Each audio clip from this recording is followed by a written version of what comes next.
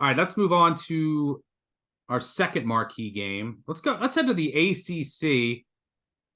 We'll talk a little Duke, Florida State, two teams that are at the top of the conference in the ACC standings.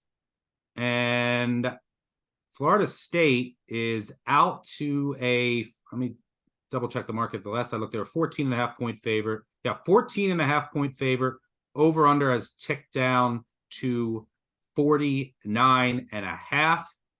This game, just like Ohio State, Penn State, has massive ACC, college football playoff, and national title implications, even maybe some Heisman for Jordan Travis.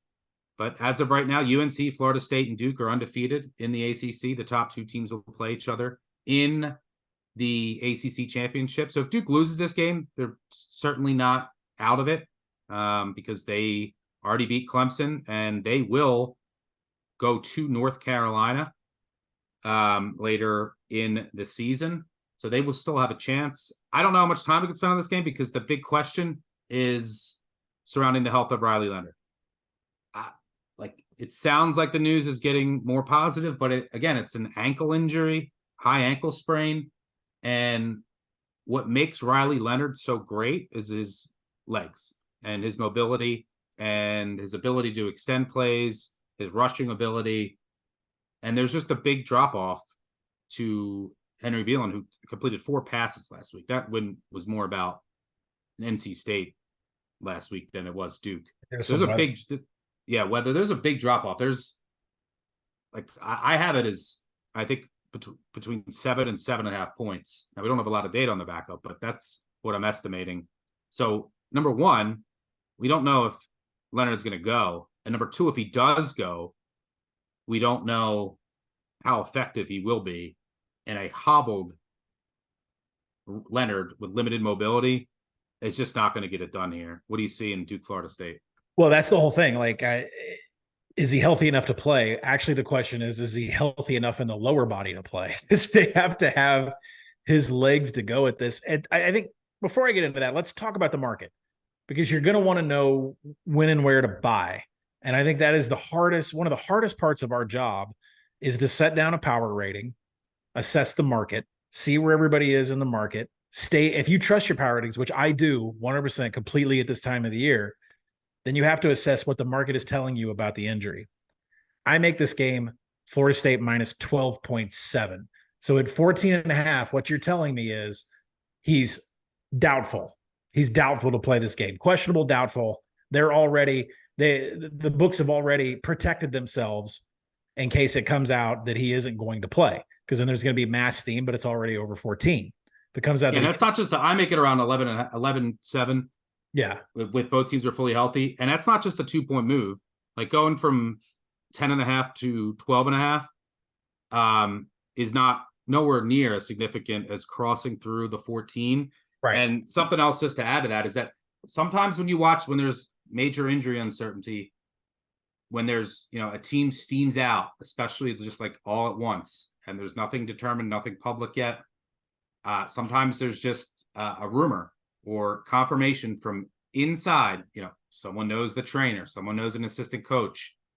One text goes to someone, a text goes to someone else, it gets to a group, they start betting it. Yep. Coming from respected accounts, and then the market really moves. And so a lot of times I'll say, okay, wow, wait, this is, even though I show value, this is probably telling me that there's a high probability that Leonard or whatever injury is, this important guy is probably going to be out. Yeah, I mean, pay attention to the board, because usually these kinds of things are determined by Friday night by 5 o'clock. Like I've seen the board move on Friday nights, and it turns out, I think there was one year a Charlotte line moved. I was texting people like crazy trying to get inside what was going on.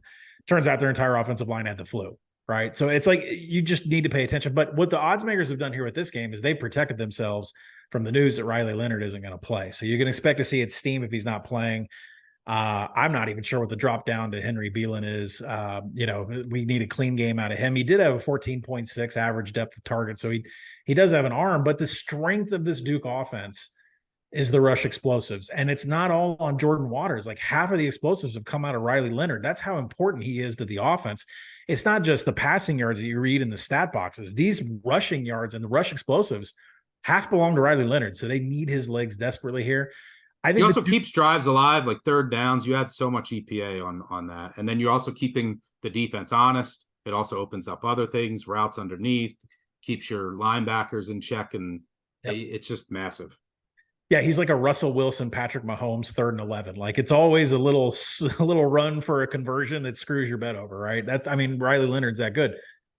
I think the Duke secondary is going to give Jordan Travis his toughest test. And I'm getting so much hate from Seminole fans out there for Brett's ranking every week. But let me go through this here.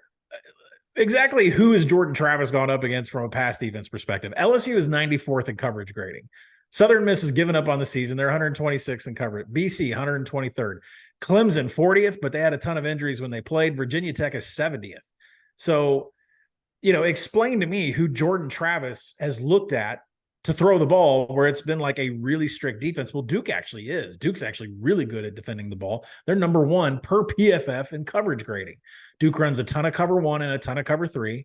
Jordan Travis actually has a negative success rate and, vanilla explosives against cover 1. So you can expect Elko to be dialing up cover 1 to give Jordan Travis a problem. So I think all of that said, I'm staying away from the spread because of Riley Leonard. I like the under in this. If Riley Leonard's announced out while everybody's trying to chase his steam going up on the Seminoles, I'll be chasing an under. Yeah, I like the under here too. I think that Duke defense is legit. And yeah, I think that Elko will have a good game plan here. And even if Leonard plays, I don't think he's going to be 100%. He's not going to be as mobile. Yeah. And that is just going to hamstring the offense. Maybe if he does play, this total ticks back up and you can get maybe a 51. So I'm going to wait, but I like the under as well because I think this Duke defense will come to play. And then I think Duke is going to have to try to shorten this game, right? And then just play super conservative and hope their defense can make some plays. So I agree with you there.